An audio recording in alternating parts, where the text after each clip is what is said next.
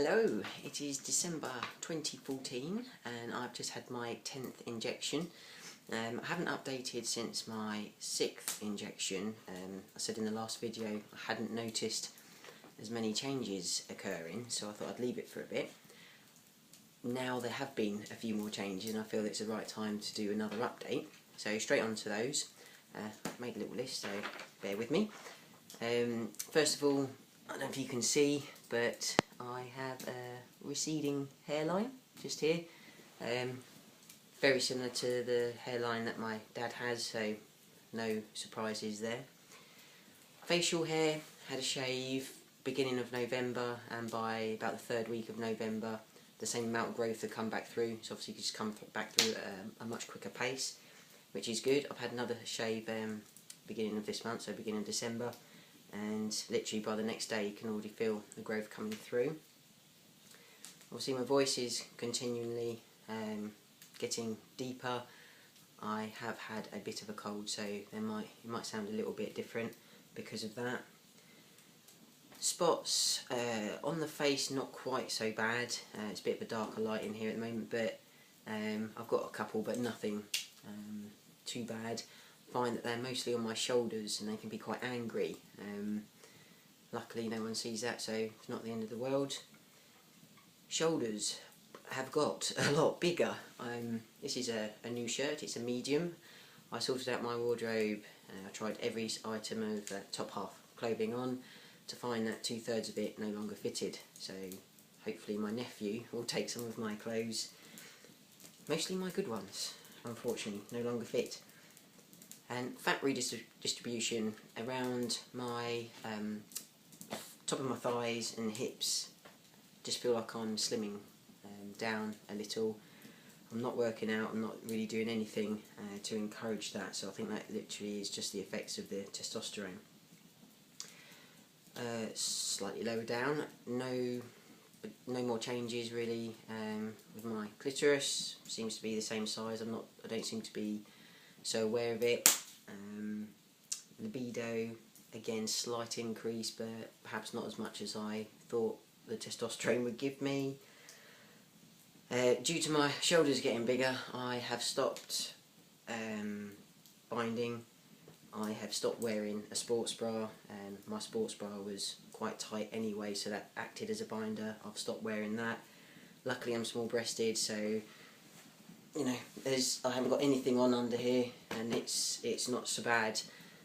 Luckily, I was actually getting sore armpits, both sides. It was really difficult because it was chafing basically. So I've stopped wearing those. I'm not even packing either. Haven't used my shiwi. I haven't used anything. I seem to be passing and getting on without having to do so. So good, but I do feel a little bit lazy, I guess.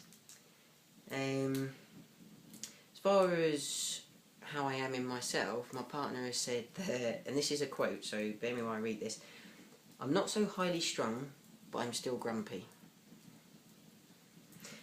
One of the other good things is I never used to drink very much alcohol, as I got into my late 20s and 30s. The worst hangovers I had have been for like 5 days and then 7 days, and it really it's just not worth it, it's not fun. But since I've had more injections, I've noticed I've been able to manage to drink.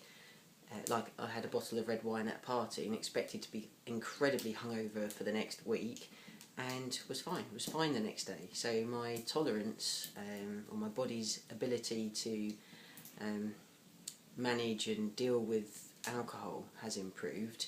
I can't say I'm pushing it too much, but it's nice to know I can actually go out and enjoy a drink again.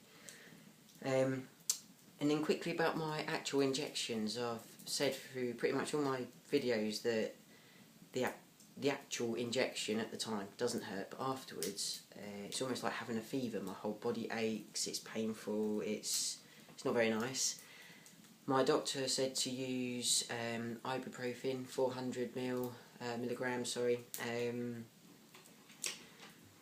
just before the injection, and then every 4 hours after, for a couple of days if necessary. So I've been doing that and it's stopped the pain. If I don't do that, I do get the pain.